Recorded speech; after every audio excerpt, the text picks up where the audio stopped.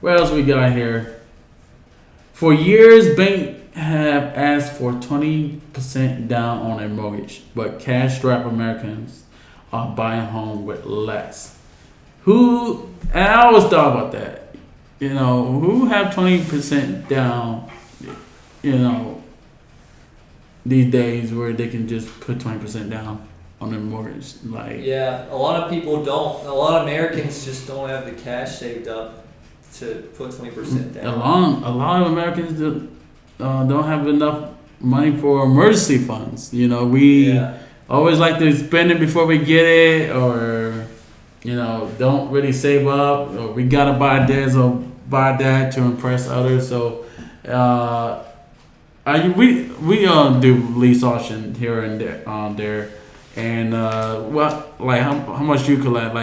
I collect 5% down. 3 to 5% down. That's how much an average person will most likely walk around with.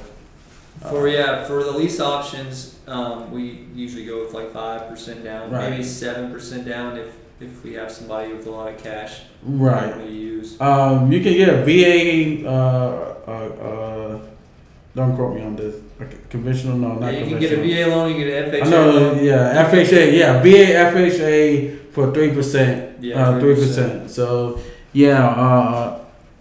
I guess it's better to pay. If you do have 20%, is it better? That way? Yeah, so if you're a new homeowner,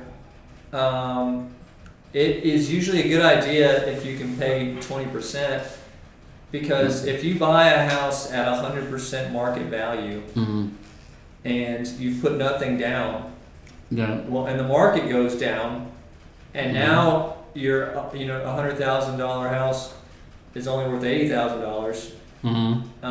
Well, you're upside down, right? And if you need to sell it, you won't be able to sell it. You'll be stuck.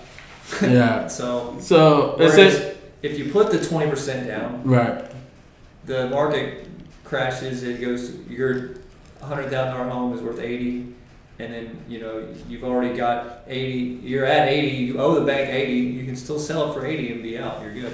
All right. So, yeah, it says here, putting a full 20% down on a mortgage ensure you won't pay private mortgage insurance and will most likely get the lowest available interest rate.